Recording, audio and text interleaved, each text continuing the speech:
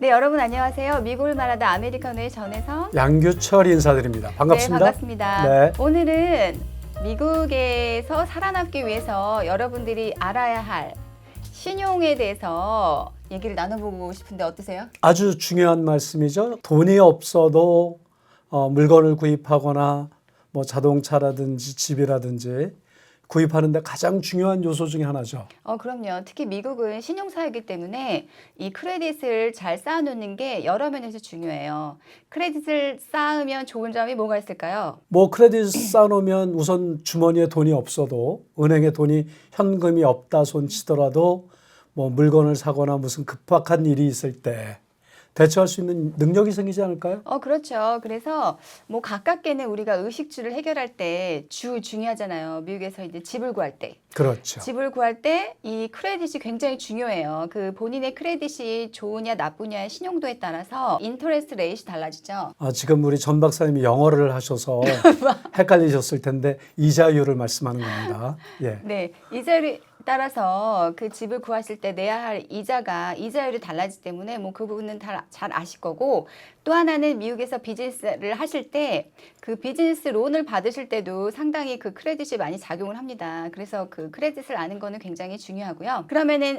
크레딧을 어떻게 관리를 하면 좋을까요? 만약에 비즈니스를 하는 사람도 물건을 구입하기 위한 그 거래처와의 거래 관계에서 어카운트를 열 때 네. 크레딧 히스토리가 상당히 중요하게 여기죠. 그럼요. 네. 여기 아시겠지만 비즈니스 신용 관련해서 그 바이어들이나 셀러들 신용 조회를 해주는 기관들이 많이 있어요. 그렇죠. 그래서 이제 여러분들이 한국에서 미국으로 수출을 하실 때 그 바이어들을 또 이제 신용 조회를 하셔야 되잖아요. 다 마찬가지예요. 서로 그 체킹을 한다고 보시고, 그 미국에서는 특히 신용을 잘 쌓아놓는 게 중요하고, 그럼 신용을 어떻게 쌓느냐 그 부분이 이제 중요할 텐데, 미국에는 신용평가를 하기 위한 에이전트가 있고요. 그 아래에는 3개 기관이 있는데, 에이전트는 이제 파이코라고 하고요. 그 아래에는 세계 신용을 조회하는 3개 기관이 있어요. 뭐가 있을까요?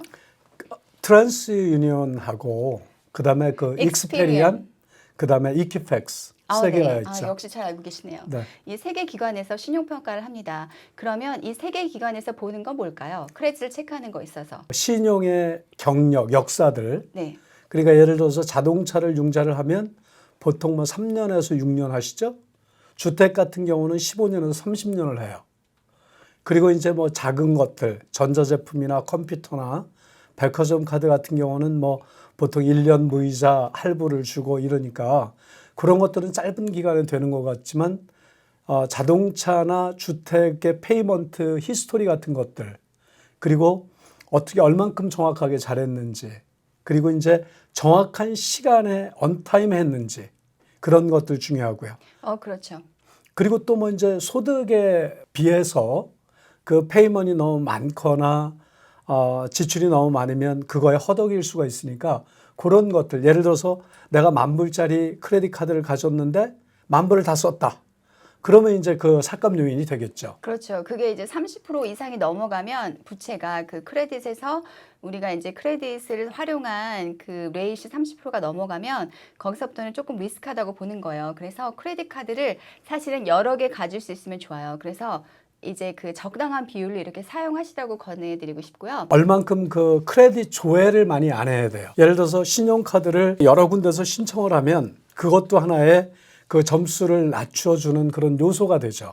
한국은 최근에 그렇게 바뀌었는지 모르겠는데, 과거에는 그렇게 뭐 여러 가지 한국에도 이제 뭐 현금 서비스라든지 크레딧 카드로 활용할 수 있는 부분들이 그런 건데, 그런 거를 조회를 많이 하게 되면은 신용도가 떨어지는 것들이 이제 최근에 작용하고 있는 걸로 알고 있어요. 그래서 미국에는 이미 그 부분들이 도입이 됐어요. 그래서 해외에서 신용도를 체크한다는 이유는 채무가 늘어난다고 보기 때문에 이제 그런 부분을 조심해야 되고요. 본인이 생각했을 때 이제 크레딧 카드 사용량이 어느 정도 맥스가 돼서 다른 카드를 리플라이 할 때 과연 내가 자격 조건이 될 것인지를 좀 고민을 한두 번 더 하시고 그리고 신청을 하셔야지, 리젝이 당하시면 신용도가 많이 깎이십니다. 신용카드를 신청을 했거나 어디 가서 물건을 구입하는데 카드 할부를 요청을 했는데 그 거절당하는 경우가 많이 있죠.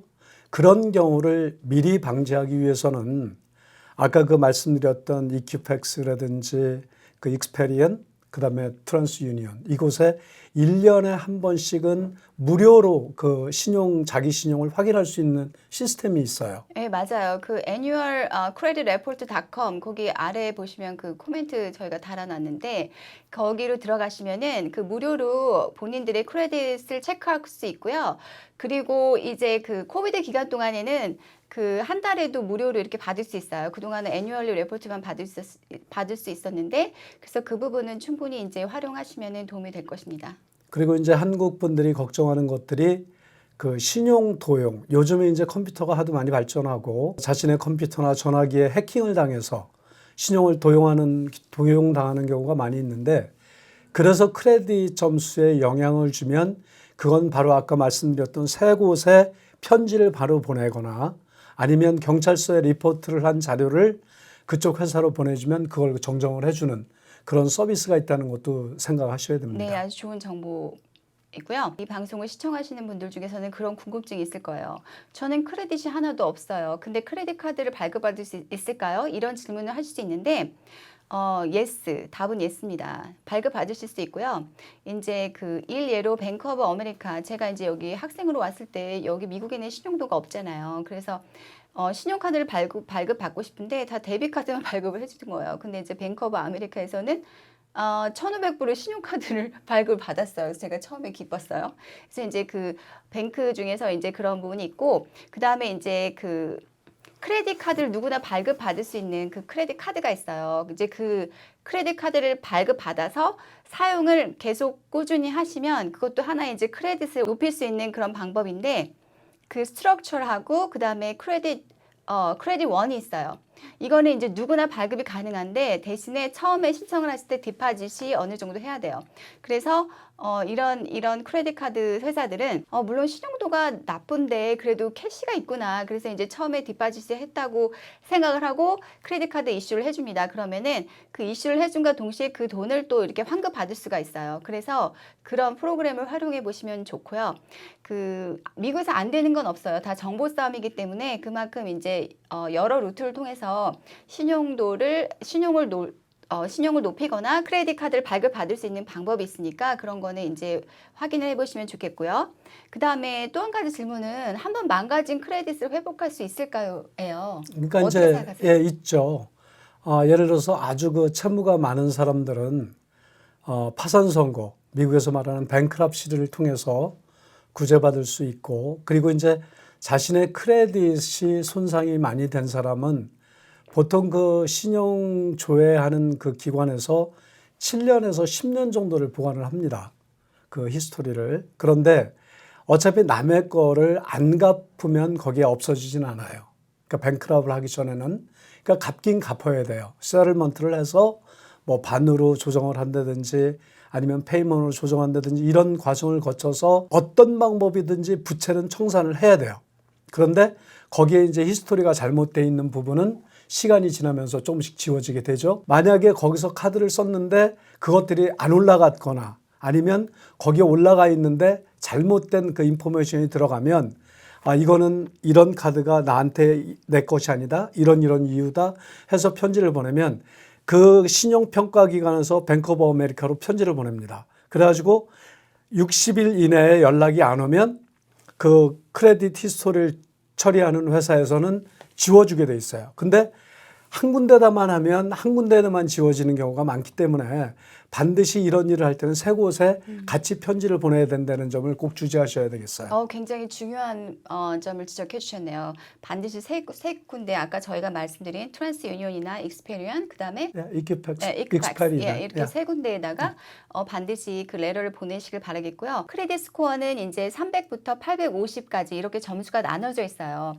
당연히 이제 점수가 높으면 크레딧 스코어가 높다고 보시면 되는데요. 과거에는 500부터 시작을 했어요. 크레딧 스코어 체크가. 그래서 이제 지금은 범위가 이만큼 300에서 850까지 늘어났기 때문에 과거에는 뭐 600, 700을 받는 게 사실은 이제 어렵지 않다고 생각했는데 지금은 조금 어려워졌어요. 그래서 여러분들이 예를 들면은 뭐 300에서 580이다. 굉장히 이제 푸어하다고 보시면 돼요. 굉장히 나쁜 점수를 받으신 거고 580에서 670까지는 페어한 거예요. 뭐 나쁘지도 않고 좋지도 보통, 않고 예. 보통이라고 보고 네.